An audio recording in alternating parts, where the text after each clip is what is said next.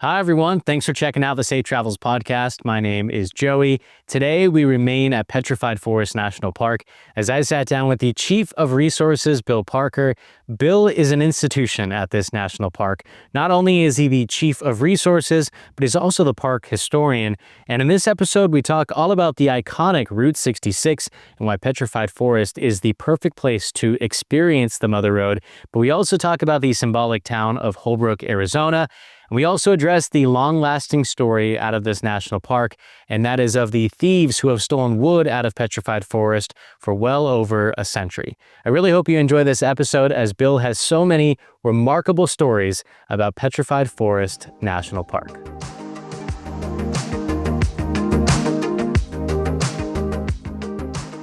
Bill, I am honored to have you on the podcast. You are the Chief of Resources at Petrified Forest National Park. You're also the park historian, and you originally started here as a paleontologist. So where did your love for paleontology begin? My love of paleontology, believe it or not, came from when I was a kid. Like a lot of kids like dinosaurs and things like that. Some people like Adam Marsh, the paleontologist here, they don't grow out of that phase, right? I was one of the people who grew out of that phase. I got older. I was actually managing restaurant kitchens for a while, and I realized that I didn't like it. So I wanted to go back to college and do something. And that year, my mom actually bought me a dinosaur calendar for Christmas and said, "Hey, I remember when you were a kid and you liked dinosaurs." And I thought this was cool. And I looked through it, and the artwork was very different than what I remembered when I was a kid. So I went out and I bought a couple more modern paleontology, dinosaur books. And I was like, wow, this is really different than when I remember I was a kid. They were treating them, as more active animals and things like that. And I was like, then I started reading about some of the paleontologists. I'm like, you can do this? So I showed up at the community college and I told them, I said, I want to be a paleontologist. So they made me sign up for all these archaeology classes. And I realized really quickly that no, it's actually geology, not archaeology. So straighten that out. And went to community college for a few years, transferred up to Northern Arizona University in Arizona. They had the museum there in Flagstaff. And one of the professors took me on my first ever dig, and I was hooked. So I, did all my classes and everything. And then one day at the museum, the curator there got a phone call from the Forest Service and said, "Hey, the guy you recommended for this paleontology job just dropped out. Do you have anybody else in mind?" And I just happened to be standing in the room. And he looked at me and said, "Do you want a job for the summer?" So I went to Utah and did dinosaur paleontology for the Forest Service for 2 summers. And then at the time I was working on my master's, they said, "We don't want you going to Utah. We want you to stay in Arizona." And amazingly enough, I got engaged down at Havasupai Falls in the Grand Canyon, hiked out with my now fiance, went back to my apartment in Flagstaff, and there was another grad student there going, "Hey, did you hear about the Petrified Forest job?" And I looked it up, and it actually closed that day in 2 hours, applied for it real quick, and got it. Wow. And that was back in 2001, and I've been here ever since. So I was the park paleontologist here from 2001 to 2016, and then I moved up into the Chief of Resources position. But in my heart, I'll always be a paleontologist. That's an amazing story. And to add to that, about 30 feet behind us right now, you got married. Correct. So I started working here, and when I was engaged, like I told the story, and when it was time to tie the knot, we did it right there at the point, right there, and we had the reception in the building that's right over there. That is so amazing. So you're an Arizona guy through and through. Mm-hmm. Pretty much. That's amazing. As a fellow Arizonan from Phoenix, it's great to hear stories like that, and for you to now be able to protect the amazing resource behind us. What made you fall in love, particularly with this landscape? I was doing work in the time period it's represented here, the Triassic, for my master's. So this is like our Mecca or our Disneyland. But I quickly fell in love with the rest of the park. It's just really scenic. It's beautiful. There's a lot of history here that we're going to talk about. And I just never wanted to leave. So I started out as a seasonal and pretty much convinced them that they needed to hire me on permanent, and started the whole paleontology program here. And yeah. I'm glad you brought up Disneyland, because we're going to talk about the city town of Holbrook, which actually has Disneyland Pixar ties to it. In the previous part of this episode, we met with archaeologist John, and we talked a lot about the descendant communities that have called this home since time immemorial. As we kind of move up that timeline, there's this era where this started to become a corridor with I-40 and Route 66. And of course, the Butterfield Stagecoach. Can you walk us through how this area was kind of a major corridor going from Chicago all the way into Los Angeles? Essentially, our history starts with the railroads. When we acquired this territory back after the war with Mexico in the 1840s, they started sending survey teams west to survey transcontinental railroad routes. And one of the ones they looked at was the 40th parallel, which is what we are on. And so in the 1850s, these groups started coming through looking for routes for the railroad. And the railroad didn't come through till 1880, but in 1850, a guy named Ned Beale constructed a road through here, basically to get to, California-ish from the east. And that's called the Beale Wagon Road. And that's really the predecessor of the roads here. One of the interesting things is that he used camels. He experimented using camels in the desert because they thought they would do really well in the climate. Didn't really work so well because they're very temperamental and all that. And I guess all the way up until the late 1800s, there were still camels that they let loose running around in western Arizona. But that was important. That road was really important because that became the stagecoach route and the mail route, and it was called the Overland Road. And it literally ran right behind us there, right through the valley behind us. So they would get in, they would cross over to a place called Bear Spring over here, go down into the Badland, Painted Desert territory here, and then go all the way out until they got to the modern town of Holbrook. The interesting thing is one of those surveys that followed that route too were the first people to find petrified wood here. There's a big petrified forest out there called the Black Forest, and they documented that really early on in the 1850s. So that's where it all starts. That was a wagon mail road for a long time. We actually have the remnants of a station that was probably built around 1860, around Civil War time. That's out there. And then it was used all the way up until probably the railroad came in. Then people started using the railroad and coming in. So for a long time, anyone who visited the park would stop at the town of Americana to the south of us, get off the train, and then they would take a wagon up to this point. So we went from taking the stagecoach through here to taking a train and taking a wagon up to here. So that went on for a long time, and then automobiles were invented. And in the early 1900s, there was a big push to build good highways, good roads. It was a good roads initiative, they called it. And that led to the creation of the National Old Trails Highway. And the National Old Trails Highway also followed this 40th parallel, because it was just the best route to go east or west. I mean, you missed some of the rough terrain to the south of here, or south of here into the north of here, things like that. And the Old Trails Highway is really important because it went from New York to California, and it was the first transcontinental road. If you could even call it a road, it was more like a couple of ruts in the grass. But that is important because it was the predecessor to Route 66, which is what everybody heard of. So portions of the Old Trail Highway, including the portion that ran through Petrified Forest, was incorporated into Route 66 in 1926. And the route of Route 66 ran right along the edge of the Painted Desert here and tracked pretty much all the way to the east of Holbrook, and then on. And that was utilized here all the way up until 1958 when they rerouted it to the south. And that's now Interstate 40. So one of the interesting things about Petrified Forest is we preserve traces of all these roads. So we have traces of the Beale, we have traces of the National Old Trails Highway, we have traces of Route 66, and we have the modern I-40 coming through, plus the railroad. That's incredible. What a story, and what a journey this area has seen through thousands of years, and being one of the major transportation hubs on the way west and westward expansion in the United States. Route 66 is known as the Mother Road. Why is that so significant, and why do we still idolize that road so much in American history?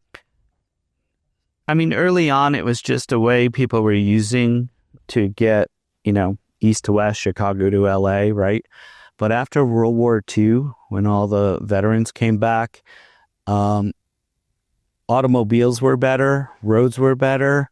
It was a time of good feeling about the country and about everything. People were being more exploratory. They had met people in the Army who were from other states.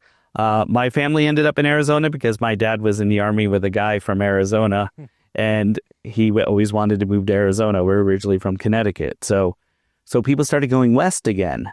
And the way to motor west was on Route 66. So they would pack, plus they wanted to see all these national parks that were along the route too.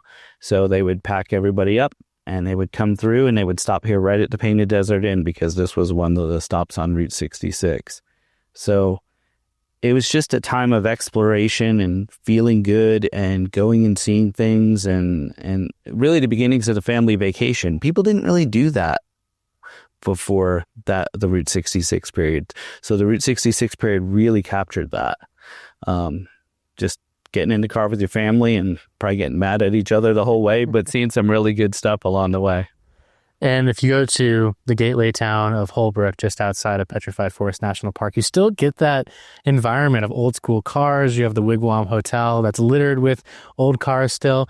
Is that a good area to go to see I guess a modern day representation of what Route 66 was like? Yeah, I mean, so I've lived there for 24 years now. And when people ask us where we live, we say we live in Radiator Springs. Big Disney fans. So we always tell people we live in Radiator Springs. And so there are all these towns along Route 66 that literally got bypassed by Interstate 40 and suffered because of that. But they've also retained a lot of that flavor too. So if you go through Route 66 in Holbrook, a lot of the original buildings are still there. I actually have a book that my wife and I did of Then and Now of Holbrook, where we cover a lot of Route 66 in there. And when it was first suggested to me by the publisher, I was like, really, Holbrook? And then I realized how much of the Route 66 history is still intact in town. And it really lent itself well to this before and after book, because you can go see a lot of the original buildings like the Wigwam Motel and so a lot of the old motels and stuff along the way. Restaurants are still there that were open in Route 66 time. It's changed over the years. Unfortunately, there's not as much neon as there was, but there's still some. But Holbrook's always been a really popular town with the Route 66 crowd, the roadies who like to drive the route today and explore all of it.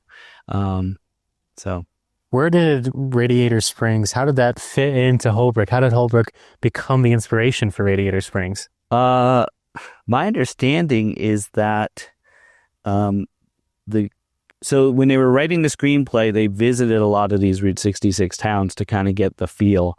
And there's a restaurant that was open in Holbrook, unfortunately just closed during COVID. It didn't reopen, but it was called Joe and Aggie's. And the story is that the screenplay for the movie Cars, part of it was written in that restaurant. Wow. And the owner's name was Stanley, who the founder of Radiator Springs is named from. And then, of course, the Wigwam Motel becomes the Cozy Cone and things like that. But they borrowed elements of that movie from a bunch of different towns. But from Holbrook, they got the name, that's what I hear, and they got the Cozy Cone Motel after the Wigwams. That's so neat. So when you drive home through Holbrook every night and every day, do you think about the movie Cars often? So amazingly enough, we do actually. And like I said, when we meet people, they haven't really heard of Holbrook, but we just say, we live in Radiator Springs, and then we tell them the little story, and they get it. So reason why I really wanted to talk about transportation through this area is because it tells an interesting story about the visitation of this area as well. Because these roads and major routes have cut through Petrified Forest, a lot of these national parks today are destination locations. You set out to go to Glacier National Park or Grand Teton and Jackson, where Petrified Forest has been kind of a, off the road route that people just went to because they're passing by it. Why shouldn't that be the perspective for a visitor? Why should they, make this a destination as opposed to a place they just, pass through on their way west or east? The funny thing about that is when the Petrified Forest was first discovered in the late 1800s, all the way up until the early 1900s, it was a destination. People wanted to go see the forests of stone. John Muir, the famous naturalist, lived outside of the forest for a year because he just wanted to explore it. He called this where we're sitting, he called it Rustler's Roost. And he went out and explored the Black Forest that's out here. In fact, he was the one who named it the Black Forest to begin with. So that was named by John Muir. So interestingly, we went from being a destination. Then when Route 66 was established and passed through, that's when we became more of a drive-through along the way on the Grand Canyon and things like that. We've always argued that we have enough here for people to see that if you're only going to give yourself an hour or two on you passing through, you're not going to see everything. I've been here. This park is the size of the city of Chicago. I've been here for 24 years, and I still haven't been everywhere and seen everything. We have a ton of archaeology, as you heard. We have wildlife. We have several major petrified forests, including the one out there. That's 50,000 acres of designated wilderness to explore. I guarantee you it's a wilderness experience like nothing you've had. People think of wilderness as like going through the forest or things like that. Go out there where there's no trees. Well, there's petrified trees, but no standing trees, and you are all alone out there. And it's just an amazing experience out there in all the colorful badlands and everything. So we started a program back in 2010 to try to rebrand the park as more of a destination rather than a pass-through. We started things like offering guided hikes and talking more about the paleontology and archaeology, and trying to get people to stay longer and explore rather than just drive through in like 15 minutes. So I've been fortunate to spend a couple of days here now and spend a lot of time with your team on the resource staff. And it's an incredible place. And in a couple of these episodes, we talked about how maybe 1% of visitors go out into the Badlands and explore. Because of the lack of visitors going out there and exploring, does that mean a lot of the resources that the park has to offer are, fairly well intact and not over-trampled from, over-visitation? Oh, yeah, we're definitely underutilized, which is great because it keeps everything natural. Like I said, you can go out there and you won't see another person your entire trip. If you want solitary backpacking, the Painted Desert, I'm telling you right now, beautiful, scenic, amazing night sky. The downside is you have to carry all your water with you, but that's part of the whole wilderness experience anyways, but nothing else like it. Do you and your wife get to go out and explore the Painted Desert still? We do from time to time, believe it or not. There's, and I can't tell you exactly where it is, but there's an old Model T Ford out there that some bootleggers abandoned back in the 1920s. And that's kind of the mecca for people to try to get to. It's just out there somewhere. So we've gone to that a couple times. But really, it's just really good hiking. But the whole park is good hiking. One of my favorite trails is like the old Jasper Forest Road. So it was an old road that was closed in the 60s, but we turned it back into a walking trail. So you can walk this road that was built by the Civilian Conservation Corps back in the 1930s and go see all the petrified wood. So there's some great hikes. One of the major stories that you hear, major news outlets have covered it over and over again throughout the years, is the theft of petrified wood. And I know you have a lot of thoughts and decisions that have to be made around that, and park management has changed drastically over the past 100 years because of that. Can you walk us through the entirety of that story of, where the idea of stealing petrified wood came from, how photographs have assisted you in determining how much wood has been stolen, and then now today, what the park management philosophy is? So one of the biggest conundrums that the National Park Service has is we have to balance visitor enjoyment with resource protection. And the easiest way to do resource protection would be just to close it all. Right? Close the gates, shut it all down, pour concrete over everything, cover it all up. They won't let me do any of that, right? We want visitors to come here and enjoy the place. This is their park, right? This park was set aside for the American people, and we protect it for them. So you're going to get some resource damage. Just people aren't thinking, people are people, right? Nobody's being malicious or deliberate. They just get caught up in things sometimes. So one little rock here, one little rock there. And that's kind of been the story here.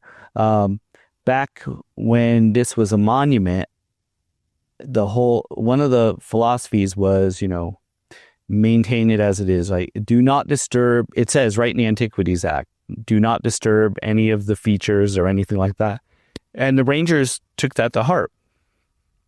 I mean, that's just how it was. So there was a big emphasis on keeping people from taking the pieces of petrified wood. And that drove a lot of the management decisions for a long time, where trails were put, where buildings were built, and all that kind of stuff. Kudos to the very first superintendent here. His name was White Mountain Smith, who was quite a character. He laid out our modern road and trail system, which was then built by the CCC, and he let people explore the wood deposits. He was great, and we still have all those trails today. You can walk right through the petrified wood deposits. We just ask people, if you pick something up, put it back down where you found it. But through the years, small little pieces would disappear here and there. They would catch people taking wood. People mail it back all the time because, again, they think it's cursed, which I don't know if you talked about it yet. Yeah, I was going to ask you about that. Bad things will happen and they do that. So we know people take it. When I got here, there was a very strong management drive still towards, that was like the end all be all, like stopping petrified wood removal, stopping legal petrified wood removal. So other sciences like learning more about the paleontology, learning more about the archaeology, were kind of suffering a little bit. But I went out when I first got here. I'm a geologist by training. And I went out and they showed me around and they said, this spot here, there was a whole bunch of petrified wood and now it's all gone. 10 years ago, it was full of wood and now it's gone. And the geologist in me and paleontologist in me is like, well, that's not the right layer for the wood. The wood only occurs in certain layers and places. I don't think there was ever any wood there, but how would I know? So because this place has been visited since the earliest photos we have are from 1883, which is like almost the beginnings of, modern photography. Our collections manager at the time was a professional photographer. So we collaborated on this project to pull out about 175 historic photos of the wood deposits, visitors, the whole deal. And we're like, if we go and reshoot these, we can compare what we're seeing in the modern and the old photos, and we can get a feel for how much wood has been lost. So we went out and we reshot all these photos, and we could hardly see any difference at all, which was amazing. These places that people had said had been stripped clean didn't have wood back in 1883, right? So, and that was a real eye-opener for a lot of things. One, just the power of photography and managing that way. But two, it really strongly emphasized how well national park protection works, right? This place was set aside to make sure that generations of people get to see the same thing over and over again, and it works. You go to the South End and you go to Rainbow Forest and you go to Jasper Forest, you're going to see the same wood in place, the same amounts as Ben Wittig did when he took that photo in 1883, or as your grandparents did when they visited here during Route 66 time, right? And that's a really powerful thing. There is commercial collection of petrified wood that occurs outside the park. And that's why you can go to rock shops and you can buy it and things like that. And that's legal. They can do that with their property. But if you go out and look at the places where they commercially collect it and they remove it all, and then think, oh, this is what would have happened to Petrified Forest if it hadn't been set aside as a national park. It would have just, someone would have put a mining claim in and it would have removed all the wood and sold it. So yeah, we lose little chips here or there. We can't do any drastic measures to really stop that. I don't want anyone to think I'm green lighting them by saying this. But the big picture is that when you go and you look at the petrified wood deposits here, you're seeing the same scene that they saw in 1883 or that your grandparents saw. It has not been diminished. You're not going to go see places that have been stripped clean or barren because the photography shows that that is just not the case. Where do these stories come from then of exacerbating this, huge threat of stealing wood? We have lost wood that's along the trails. So if, it's pretty clear when you go along the trails, there's nothing within a certain couple feet. And, that was disappearing as far back as the 1920s when they put the trail system in. And that's just how that is. But outside of that, it's all intact. So the stories kind of stemmed with that a little bit. They were catching people taking wood and all that. Why no one ever thought to do the photography thing? I don't know. They were doing it small scale, but they weren't doing it landscape scale.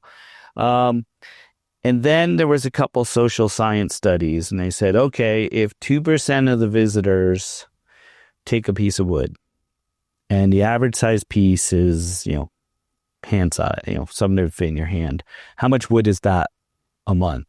And it came up with some number like 12 tons of wood. But 12 tons of wood, well, one, the wood's really heavy, so it's not as much as you think with 12 tons. But if that was true, you would really notice it. And that's what we were trying to target after. But it was basically just a statistical estimate of what they thought was being taken. And they were using it as leverage to try to hire more law enforcement and more rangers and things like that. And I'm a firm believer in you don't try to get support through negativity. You get support by saying, look at what a good job we're doing. Don't you want to help us keep doing this good job? Not all these bad things are happening, and especially when the photography showed that it wasn't true. The majority of our visitors do the right thing. They come here, they respect the rules, and they have a great time. There are, of course, some bad apples. But the majority of our visitors through the years have done the right thing, and national park protection works.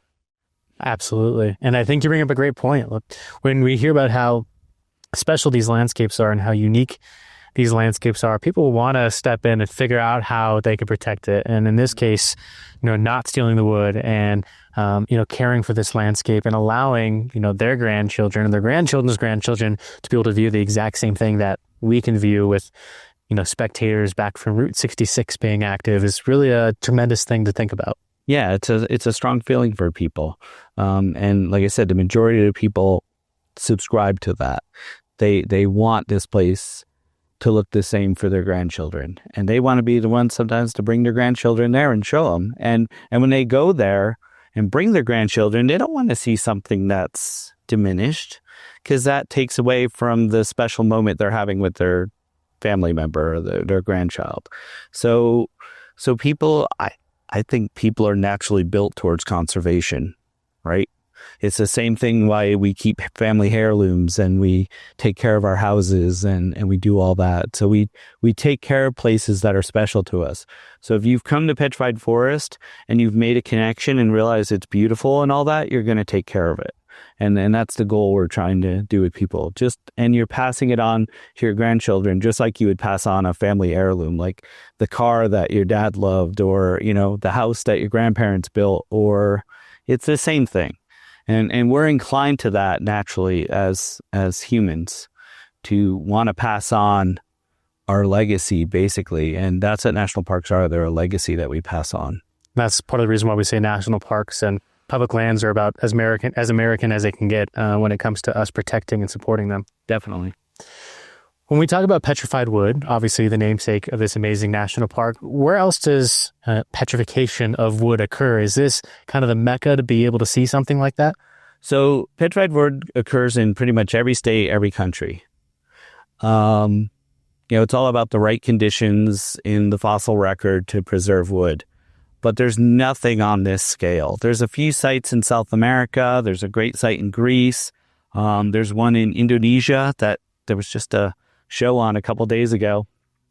We're actually in contact with one of the guys who's in charge over there. We're sister parks with a park in South America in Argentina called Ishigualasto, where we trade stuff. They have a very similar paleontology.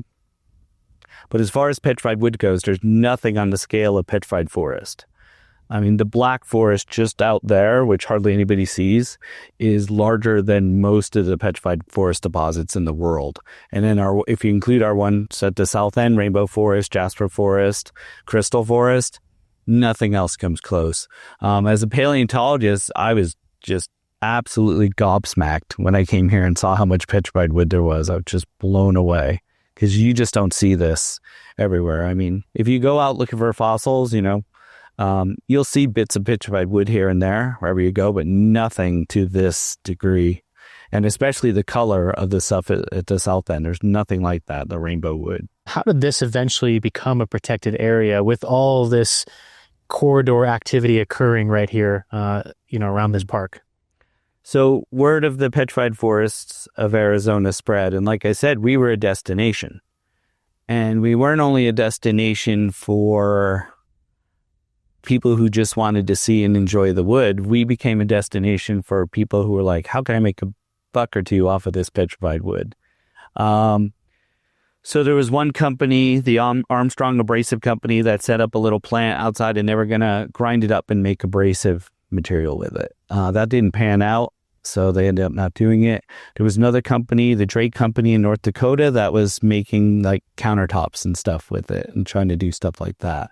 So there was a real, strong commercial push too. The people in Holbrook and in then everything was Apache County didn't want to see this place go away because they were making tourism money. Plus, they were proud of it, right? It was something that they had that nobody else had, and they were seeing it slowly start to disappear. So first, they started with the territory of Arizona and asked them to basically set it aside, and then there was a big push to have it set aside as a national park. And it was a guy, John Fletcher Lacey, who was a big proponent of that. And unfortunately, he was never able to get it passed through Congress as a national park, but he was one of the co-authors of the author of the Antiquities Act. So he was able to do it that way. And Teddy Roosevelt created it as a national monument in 1906. But yeah, so there was a big draw for conservation from the local communities who realized that they had something very cool and special and didn't want to see it disappear. Do you think people take the incredible badlands behind us for granted when they come here? And obviously they're looking for petrified wood. We see visitors around us here at the Painted Desert Inn come and take photos of this beautiful landscape behind us. But do you think this landscape is taken for granted in the grand scheme of why visitors come here? Well, the Painted Desert of Arizona is famous, right? People come from all around to see it. It was one of the reasons why Route 66 went right by here, too. People wanted to see the Painted Desert. Do they take it for granted? I don't think they take it for granted, but I don't think they completely understand what they're seeing from time to time. There's rocks of this age if you go all up and down the eastern coast of the U.S. Why don't you see this in the eastern coast of the U.S.? It's because the climate's different, right? So you get a lot of rain. So the grass and vegetation's covering it all up. But if you actually stripped off all those trees and grass and everything all along the East Coast, you would see really similar rocks to this. The high desert of Arizona curtails the growth of trees and grass up to some people's detriment. Some people don't like it, but it also gives you these incredible views because you get to actually see the underlying rock that isn't covered by vegetation. So I don't know how much people understand that. Like they think, Yeah, you're only going to see it here, but it's a mixture of the desert and the rock itself more than, these rocks only occur here in this place. So, And the other thing that's rare with this landscape behind us is the grassland being a short grass prairie. This is an endangered environment. As the chief of resources, and this being a major transportation area, as I keep mentioning, how has, vehicles passing through this area for hundreds of years, affected this ecosystem and the short grass prairie? the biggest detriment to the area with the transportation corridors is they create barriers to wildlife migration. For example, we have 2 herds of pronghorn in the park. Pronghorn. We have a southern herd and we have a northern herd. And the railroad and the interstate keep them from intermingling, right?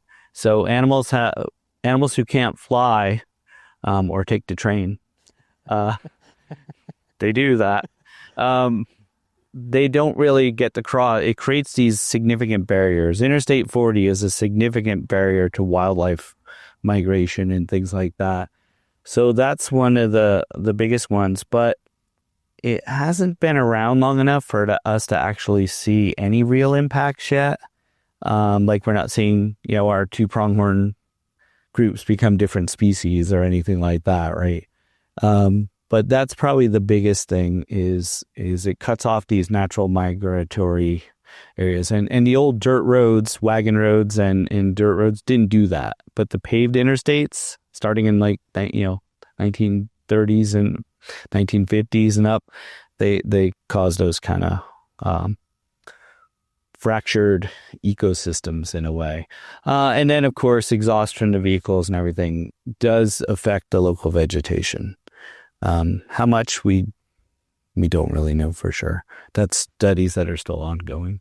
And what about, the speed difference between motor vehicles that are crossing an I-40 and what you saw on Route 66 going through this area? Yeah, so that just strengthens that barrier for the animals. Definitely much more high speed, a lot more traffic. Whereas on Route 66, a car might not go by for 20 minutes. It's pretty much nonstop on the interstate. Well, I can't let you brush by your comment of animals taking the train. Is that something that happens? Yeah. So we actually have a rare species of lizard that lives down at Puerto Pueblo, and the hypothesis is that it came in from New Mexico on a train. So it has happened. That's remarkable. But I guess you're talking about a reptile and a lizard. I guess it seems plausible for one of them to hitch a ride and get out here. So would that be considered a invasive species to this area? That's a fun one. We struggle with that ourselves. Is the New Mexico whiptail lizard an actual invasive species or not? Because it's been around for a long time, but it's just this one little pocket here, so it's kind of funny. That's incredible. What's a piece of history of this area, that stands out to you? I know we've talked a lot about Holbrook and Route 66. We haven't yet talked about the Painted Desert Inn, but, as a historian yourself, and you've shared a lot of incredible information, what's a story that really jumps out to you? Here's one. So this is a little crazy. So in 1905, random Olds who founded Oldsmobile got kicked out of his company. And he started a brand new company called the REO Car Company. And everybody's heard of the band REO Speedwagon. It's named after one of the cars that was made by this company. He was trying to promote his new company. So he hired the best driver at the time, because there was a professional skill back then, and the best mechanic, because you didn't go anywhere without a mechanic in the car. And he had them drive across the country from New York City to San Francisco. And they took 2 routes. They did a southern route and they did a northern route. And this is in 1905. No roads. They're traveling on, wagon roads. Gas is wherever you might find it, right? And they got stuck in blizzards. They had to get rescued in Flagstaff and hauled out of a canyon. But they came through here. They came through they were the first automobile that anybody in the town of Holbrook had ever seen. So, and this was making news. You can go back and look at old newspapers, and they're like the REO, what was it? The REO Mountaineer, that was the car, reaches Omaha. The REO Mountaineer reaches San Francisco. They had a ticker tape parade when they finally made it back to New York. That's what a big deal this was. But they came through here. And there was a story from a woman in Holbrook who was a child, and it was the first automobile they had ever seen. And she said, these two gentlemen came through in an automobile, and, it was the first car we'd ever seen. And a little boy told them that they must be funny men because they had a funny wagon, right? And she said, but then the next day they fell through the ice in the Rio Grande River and were drowned. Oh my God. And I was like, I found this story. And I was like, oh, I got to research this. And kind of find out they did. They got stuck at Americana, south of here. They got stuck in quicksand in the Rio Puerco, not the Rio Grande, and they didn't drown. The car actually sunk. They had to wait for it to get re-exposed, and then they had to take it apart and put it back together again, and then start back out on their journey. The incredible thing is that's when John Muir and his daughter Helen were staying here at the hotel in Americana. So Helen Muir has a photo of the REO Mountaineer starting off again after they put the car back together. That's remarkable. So yeah, transcontinental driving. I mean, that's it. The first car to ever go west basically came through the Petrified Forest, and we actually have photos of it. And it sunk in quicksand. It sunk into quicksand. And I guess the idea of having a mechanic with you at all times and working out. Yep. And they ended up going back to New York, and they had a big, like I said, they had a big ticker tape parade. It was a huge deal. You can go back to 1905 and look at the news reports, and yeah, look up the REO Mountaineer in 1905 and you'll see. That's amazing. What got you so involved with history? Obviously, we talk about paleontology and geology. Why a historian? I've always been interested in history, a lot of like Civil War history and stuff like that. But what got me interested in history here to really begin with, and especially Route 66, I was hired originally to do what's called a paleontological inventory. So they knew they had a lot of fossil sites that scientists had come through the years, but they had no information on them anymore. They didn't know where they were. They didn't have modern GPS coordinates, all that kind of stuff. So I was hired to go and relocate the spots where paleontologists had collected fossils in the past and redocument them. So that's pulling out old maps, pulling out old notes, and they're like, well, this site was 100 feet south of the road. What road are they talking about? They're talking about Route 66. So I had to learn where Route 66 cut through the park so I could find this paleontological site. And I just got really interested in the Route 66 history through tracing all that out. And I had to pour through all the superintendent's reports and find out when paleontologists had visited, and then pour through all their notes and find out where they had gone and where they had camped and where they had stayed. And it just snowball from there. I was literally digging through everybody's file cabinets and finding all these historic documents and things like that. And I just got really interested in it. With being a historian, do you think knowing as much as you do on the history of this region, does it help inform you with management decisions that you have to do for the resources in this park? Yes. I'm a strong believer in management through context. Like this building behind us here, the Painted Desert Inn. If you just dropped out of the sky right now and they told you to take care of that building, you'd be, okay, how old is it? When was it built? Why was it built here? Right? You need to know all these things. Otherwise, the building, one, has no meaning for you to want to manage it. And two, you have to make decisions about, well, is that wall original? Is that wall a replacement? Are those the original windows? All that kind of stuff. And the same thing goes through everything in the park. Like the road system that we have now was not our original road system. We had a whole different system of roads. Our current one was built by that superintendent, White Mountain Smith, in 1928 and laid out by the CCC. Our original roads were all wagon roads for people going from the train to get to the various petrified forests. But that didn't allow a nice drive through like we have now. So he laid that out and made sure the road went by all the prominent tourist areas that people wanted to see, including this view of the Painted Desert and this inn, which was built before that road even existed. So our original roads were that, but people who come here and work here, they think that road's always been there. They don't realize there's a whole nother road, or this is like our second or third bridge here, or things like that. And how do you make good management decisions when you don't know all that information, right? You think everything's always been the way it has been, and it hasn't, Absolutely. Mm-hmm. Even parking lots change, where parking lots were, or even around this building. The original road to get into this building came behind the building, not in front of it like it is today, and you went in that door. But if you don't know these things, it makes it real hard to do management decisions. So that's where I think all that stuff's really important.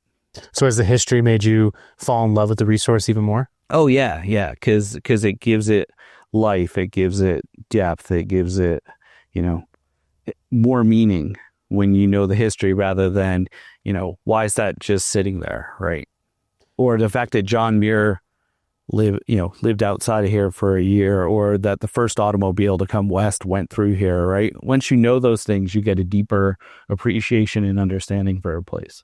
Earlier in the podcast with Ranger John, him and I talked about how what we know today as wilderness. So looking back out into the Painted Desert, there's designated wilderness out there. Mm-hmm. For thousands of years, that was just known as home. Humans would explore these areas. Now, today, we're more conservative in the choices that we make and the hikes that we go on. Do you view it the same way when you look out there that, it looks barren and it looks like wilderness from here, but there's a lot of human stories to tell out in those, rocks behind us? Yes. The best way to experience that is to go out there and hike it. Like I said, there's a Model T Ford out there. There are signs, even though it's wilderness area, there are signs out there of previous people exploring the area. The joke is, you think you're so far off the beaten path that nobody's ever been there, and then you find a beer can, right? Somebody was always there before you. But yeah, there's pueblos out there that were inhabited for, 50 to 100 to 200 years. That was somebody's house out there. And, a lot of cities in the West aren't even that old in the Western U.S., right? Holbrook's, getting close to 150 years old now. Some of these pueblos out here were inhabited longer than that. So it's when you start thinking in that framework, it really opens your eyes and you're much more appreciative. And one of the number one questions we get too is like, 1,000 years ago when people were living here, what did the landscape look like? And the answer is it looked the same. Because how erosion works is the signs of the native people who lived here would erode away first before you start to lose all of this.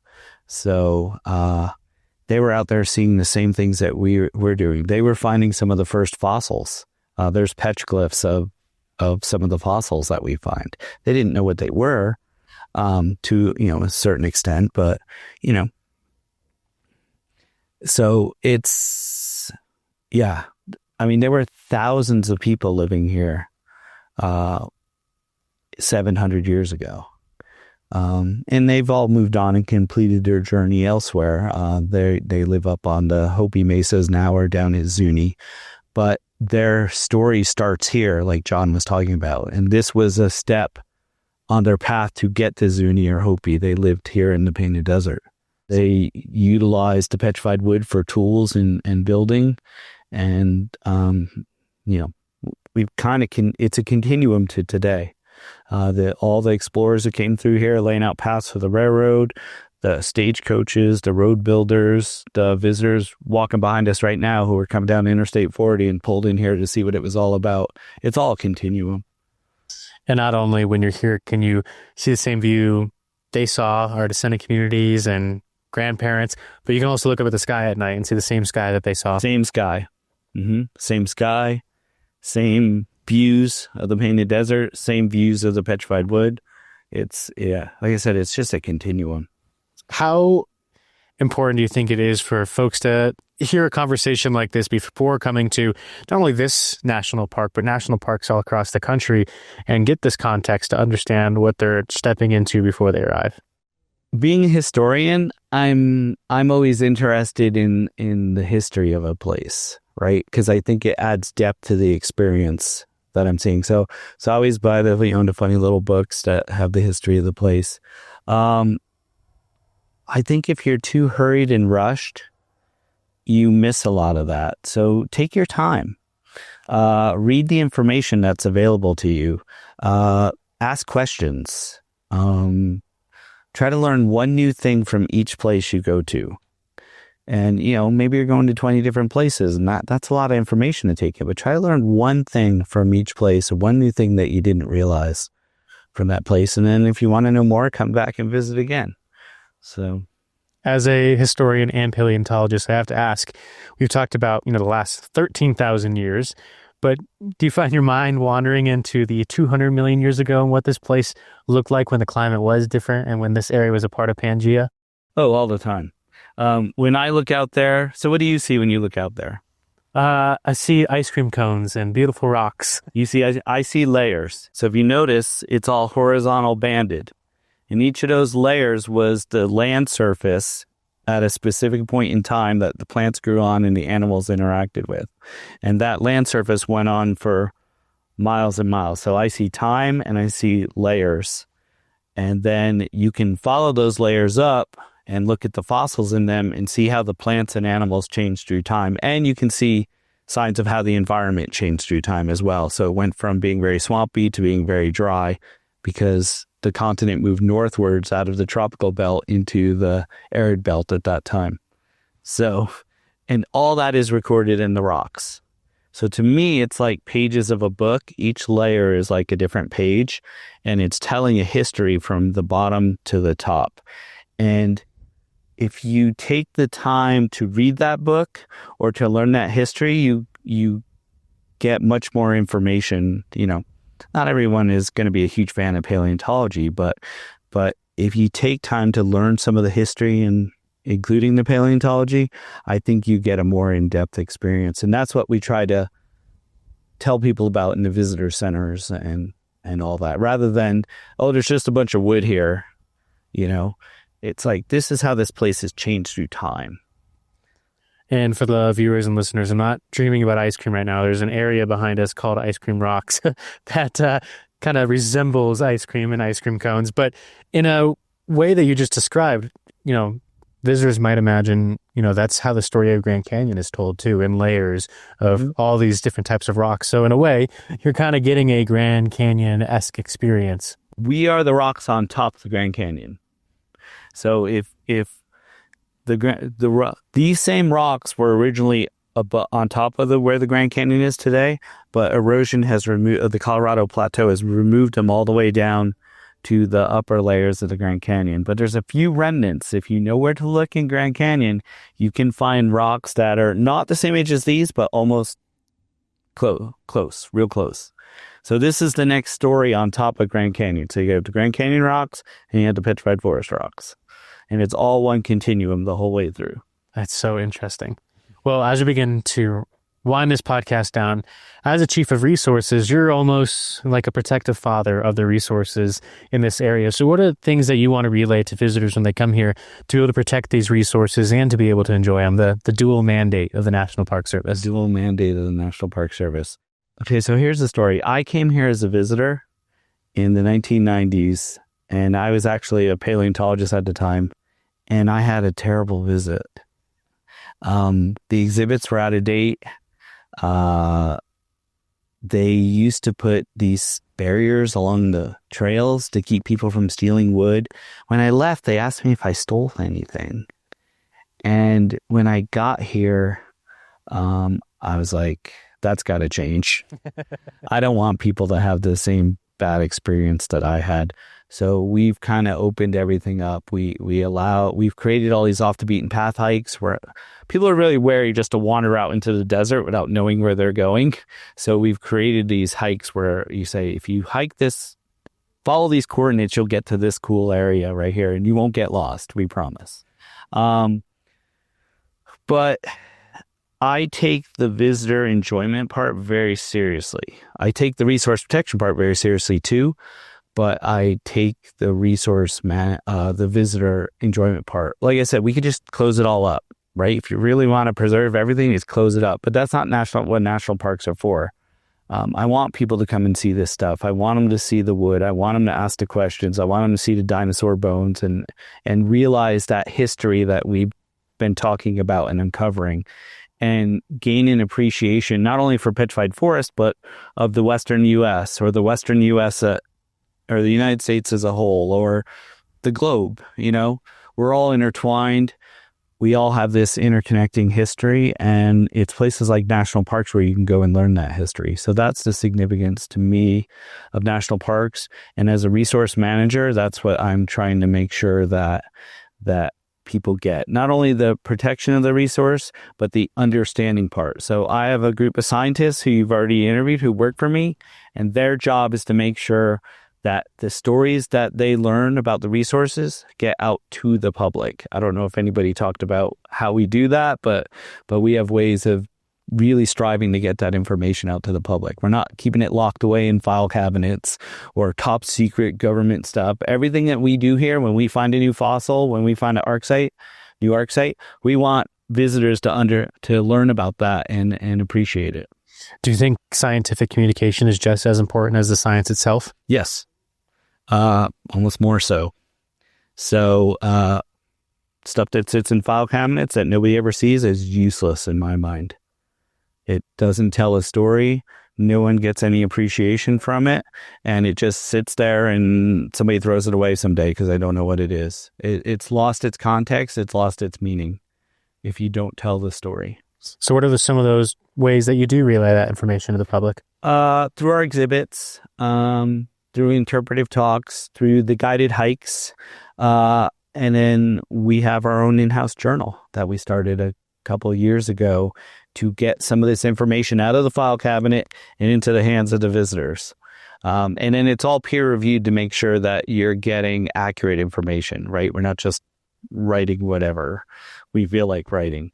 And it's open access through our bookstore partner. People can go online and they can read about the latest scientific discoveries at Petrified Forest. So I really push that with my staff. It's not just about collecting data and preserving things. It's about getting all that information out to the public and out to the visitors to tell the story. Oh, Bill, this has been such an amazing conversation. And you had mentioned that I've had the pleasure of spending time with your scientists and your resource staff. I have to say, they absolutely love you. And they've talked so much about you off camera in my discussions with them. And so I'm thrilled to be able to sit down and talk with you. And I think after all these conversations with the scientists at the park and with yourself, I think people, when they come here, are going to fall in love with this national park and really enjoy it for what it is. And we've talked about it a couple of times, but obviously expectations come into this park. You hear the word forest, you might think you're walking into a forest, but you're walking into something really special here and really unique across the national park system. So thank you so much for all your work and for enhancing the visitor experience and putting that in focus while also protecting the resources. Great. No, thank you for having me. Thanks for checking out this edition of the Safe Travels podcast. I really hope you enjoyed it. Bill is remarkable, and I really hope you enjoyed all of his incredible stories about this very special national park. If you like this type of content, it'd mean a whole lot to me if you followed or subscribed on whichever platform you're watching or listening on, as it really does help out our podcast. And until next time, safe travels.